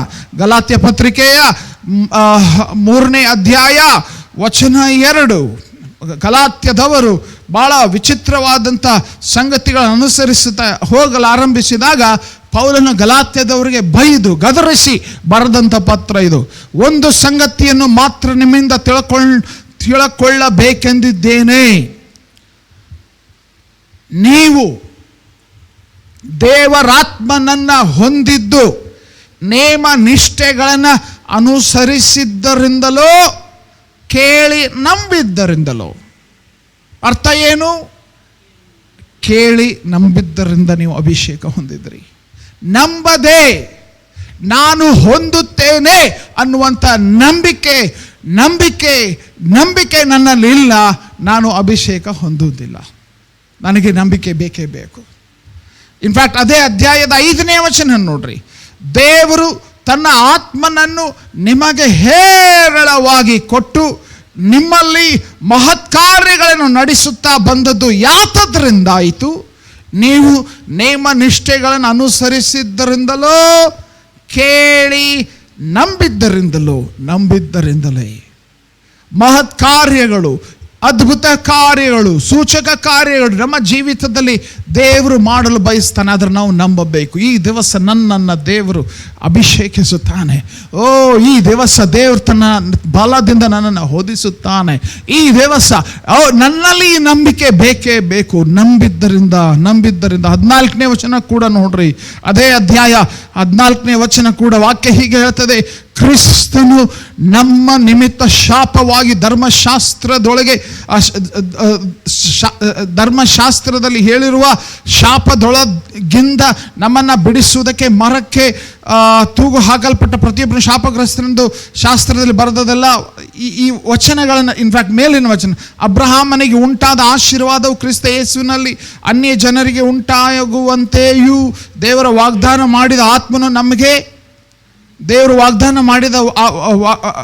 ವಾಗ್ದಾನ ಮಾಡಿದ ಆತ್ಮನು ನಮಗೆ ಹೇಗೆ? ನಂಬಿಕೆ ಮೂಲಕ ದೊರಕುವಂತೆಯೋ. ಇಲ್ಲಿ ಒಂದು ವೇಳೆ ನೀನು ನಂಬಿಕೆಯಿಂದ ಕುಳಿತುಕೊಂಡಿರುವುದಾಗಿದ್ದಲ್ಲಿ ನೀನು ಖಚಿತವಾಗಿ ಅಭಿಷೇಕ ಹೊಂದುತ್ತಿ. ಹಲ್ಲೆಲೂಯ! ಅಭಿಷೇಕ, ದೇವರ ಶಕ್ತಿ ನಿನ್ನ ಮೇಲೆ ತುಂಬುತ್ತದೆ. ನಂಬಿಕೆಯಿಂದ ಕುಳಿತುಕೊಂಡಿರುವಾಗ, ಬಾಯಾರಿಕೆಯಿಂದ ಕುಳಿತುಕೊಂಡಿರುವಾಗ, ವಿಧೇಯತೆಯಿಂದ ಕುಳಿತುಕೊಂಡಿರುವಾಗ, ನೀನು ರಕ್ಷಣೆ ಹೊಂದಿದಂಥ ವ್ಯಕ್ತಿಯಾಗಿ ಕುಳಿತುಕೊಂಡಿರುವಾಗ ನಿನ್ನ ಮೇಲೆ ಕರ್ತನ ಅದ್ಭುತವಾದ ಶಕ್ತಿಯು ಇಳಿದು ಬರುತ್ತದೆ. ಯೋಹಾನ 7ನೇ ಅಧ್ಯಾಯ ವಚನ 38 ನಮಗೆ ಈ ಅಭಿಷೇಕಕ್ಕಾಗಿ ನಂಬಿಕೆ ಬೇಕು ಎಂಬುದಾಗಿ ಹೇಳುವುದಕ್ಕೆ ಆಧಾರವಾಗಿ ನಿಮ್ಮ ಗಮನಕ್ಕೆ ನಾನು ತರ ಬಯಸ್ತೇನೆ. ಪ್ರಿಯರೇ, 7ನೇ ಅಧ್ಯಾಯದೊಳಗೆ ವಚನ 38ನೇ ವಚನ, ನನ್ನನ್ನು ನಂಬಿದವನ ಹೊಟ್ಟೆಯೊಳಗಿಂದ, ಯಾರನ್ನ? ಯೇಸು ಸ್ವಾಮಿಯನ್ನ ನಂಬಿದವನ ಹೊಟ್ಟೆಯೊಳಗಿಂದ ಶಾಸ್ತ್ರದಲ್ಲಿ ಹೇಳಿರುವ ಪ್ರಕಾರ ಜೀವಕರವಾದ ನೀರಿನ ಹೊಳೆಗಳು ಹರಿಯುವವು ಎಂದು ಕೂಗಿ ಹೇಳಿದನು. ಇದನ್ನ ಯೇಸು ತನ್ನನ್ನ ನಂಬಿದವರು ಹೊಂದಲಿರುವ ಪವಿತ್ರಾತ್ಮ ವರವನ್ನ ಕುರಿತು ಹೇಳಿದನು. ವಾಕ್ಯ ತಾನೇ ಹೇಳುತ್ತಾ ಇದೆ. ಸೊ ಪರಿಶುದ್ಧಾತ್ಮನ ಅಭಿಷೇಕದ ಕಾರ್ಯ ಉಂಟಾಗುವಾಗ ಈ ತಲೆಯ ಮಿದುಳಿನೊಳಗಿಂದ ಅಲ್ಲ, ಹೃದಯದ ಒಂದು ಬಡಿತದಿಂದಲ್ಲ, ಅದರ ಹೊಟ್ಟೆಯೊಳಗಿಂದ ಉಕ್ಕುತ್ತಾ ಬಾಯಿಂದ ಹೊರಗೆ ಬರ್ತದೆ. ನಿಮ್ಮ ಅನುಭವ ಆ ರೀತಿಯಾಗಿ ಆಗ್ತದೆ. ಅಭಿಷೇಕದ ಕಾರ್ಯ ತಲೆಯ ಕಾರ್ಯ ಅಲ್ಲ, ಅಭಿಷೇಕದ ಕಾರ್ಯ ಹೃದಯದ ಕಾರ್ಯ ಅಲ್ಲ. ಅಭಿಷೇಕದ ಕಾರ್ಯ ಆತನು ಆಳವಾಗಿ ಹೊಟ್ಟೆಯೊಳಗಿಂದ ಉಕ್ಕಿ ತುಂಬಿ ಹೊರಸೂಸುವಂಥ ಅನುಭವವನ್ನು ನಮಗೆ ಕೊಡುತ್ತಾನೆ. ಇದನ್ನು ನಾವು ನಂಬಬೇಕು. ಹಲ್ಲೆಲೂಯ! ಇದನ್ನು ನಾವು ನಂಬುವಂಥವರಾಗಿರಬೇಕು. ಸೊ ನಾವು 3 ಹಂತಗಳು, ನಾವು 3 ಮೆಟ್ಟಲುಗಳು ನಾವು ಮಾಡಲೇಬೇಕು. ಮೊದಲನೆಯದು ಲೂಕ 11:9 ಪ್ರಕಾರ ನಮಗೆ ಒಂದು ವೇಳೆ ಆ ಒಂದು ವಾಕ್ಯ ಭಾಳ ಪರಿಚಿತವಾದದ್ದು. ಯಾಕಂದ್ರೆ ಲೂಕ ಸುವಾರ್ತೆ 11ನೇ ಅಧ್ಯಾಯ ಅಂದೊಡನೆ ನಮಗೆ ಈ ವಚನ ಗಮನಕ್ಕೆ ಬರ್ತದೆ. ನಿಮಗೆ ವಾಕ್ಯ ಹೇಳ್ತದೆ, ಹಾಗಾದರೆ ನಾನು ನಿಮಗೆ ಹೇಳುವುದೇನೆಂದರೆ, ಬೇಡಿಕೊಳ್ಳಿರಿ ನಿಮಗೆ ದೊರೆಯುವುದು. ಇಂದು ನಾವು ಪ್ರಾರ್ಥಿಸಬೇಕಾಗಿದೆ, ಸ್ವಾಮಿ ನಿನ್ನ ಬಲದಿಂದ ನಿನ್ನ ಶಕ್ತಿಯಿಂದ ನನ್ನನ್ನು ಅಭಿಷೇಕಿಸು. ಬೇಡಿಕೊಳ್ಳಿರಿ ನಿಮಗೆ ದೊರೆಯುವುದು, ಹುಡುಕಿರಿ ನಿಮಗೆ ಸಿಕ್ಕುವುದು, ತಟ್ಟಿರಿ ನಿಮಗೆ ತೆರೆಯುವುದು. ಸೊ ನಂಬಿಕೆಯಿಂದ ಈ ಸಮಯ ನಾನು ಬೇಡಿಕೊಳ್ಳಬೇಕು. ಅದರ ಜೊತೆಗೆ 10ನೇ ವಚನ, ಯಾಕೆಂದರೆ ಬೇಡಿಕೊಳ್ಳುವ ಪ್ರತಿಯೊಬ್ಬನು ಏನಾಗ್ತದಂತೆ? ಹೊಂದುವನು. ಬೇಡಿಕೊಳ್ಳುವ ಪ್ರತಿಯೊಬ್ಬನು ಹೊಂದನು. ಹುಡುಕುವವನಿಗೆ ಸಿಕ್ಕುವುದು, ತಟ್ಟುವವನಿಗೆ. ಎರಡನೆಯದು ನಂಬಿಕೆ ನಮಗೆ ಬೇಕೇ ಬೇಕು. ಸ್ವೀಕರಿಸುವಂಥದ್ದು ಕೂಡ ನಾವು ನಂಬಿಕೆಯಿಂದ ಸ್ವೀಕರಿಸಬೇಕು, ನಂಬಿಕೆಯಿಂದ ಸ್ವೀಕರಿಸಬೇಕು. ನಂಬಿಕೆಯಿಂದ ಬೇಡಬೇಕು, ನಂಬಿಕೆಯಿಂದ ಸ್ವೀಕರಿಸಬೇಕು. ನಂಬಿಕೆಯಿಂದ ಬೇಡಬೇಕು, ನಂಬಿಕೆಯಿಂದ ಸ್ವೀಕರಿಸಬೇಕು. ಹಲ್ಲೆಲೂಯ. ಅಭಿಷೇಕ ಆಗುವ ವಿಧಾನ ಅದು. ನಂಬಿಕೆಯಿಂದ ಬೇಡುತ್ತೇವೆ, ನಂಬಿಕೆಯಿಂದ ಅದನ್ನು ಸ್ವೀಕರಿಸುತ್ತೇವೆ. ಮತ್ತು ಅದೇ ನಂಬಿಕೆಯ ಮುಖಾಂತರ ಅಪೊಸ್ತಲರ ಕೃತ್ಯ 2ನೇ ಅಧ್ಯಾಯ ಅದರ 4ನೇ ವಚನದಲ್ಲಿ ನಾವು ನೋಡುವ ಪ್ರಕಾರ ಅವರೆಲ್ಲರೂ ಏನು ಗೊತ್ತಾ, ಅವರೆಲ್ಲರೂ ಬಹಳ ವಿಶೇಷವಾಗಿ ಆ ಆತ್ಮವು ತಮಗೆ ನುಡಿಯುವ ಶಕ್ತಿಯನ್ನು ಕೊಡುವ ಪ್ರಕಾರ ಬೇರೆ ಬೇರೆ ಭಾಷೆಗಳಿಂದ ಮಾತಾಡುವುದಕ್ಕೆ ಪ್ರಾರಂಭಿಸಿದರು. ಸೊ ಆ ಆತ್ಮವು ತಮಗೆ ಕೊಡುವ ನುಡಿಯುವ ಶಕ್ತಿಯನ್ನು ಕೊಡುವ ಪ್ರಕಾರ, ಆತ್ಮನು ನಮ್ಮೊಳಗೆ ಆ ನುಡಿಯುವ ಶಕ್ತಿಯನ್ನು ಕೊಡುವಾಗ ಹೆದರಬಾರದು. ಇದೇನಾ ಅದೇನಾ ಏನು ಯೋಚನೆ ಮಾಡಬಾರ್ದು. ನಂಬಿಕೆಯಿಂದ ನನ್ನ ಬಾಯೊಳಗೆ ಬರುತ್ತಿರುವಂಥ ಮಾತುಗಳನ್ನು ನಾನು ನುಡಿಯಲು ಆರಂಭಿಸಬೇಕು. ಆತನ ಬಲದಿಂದ ಶಕ್ತಿಯಿಂದ ನಮ್ಮನ್ನು ತುಂಬಿಸುವನಾಗಿದ್ದಾನೆ. Hallelujah, hallelujah.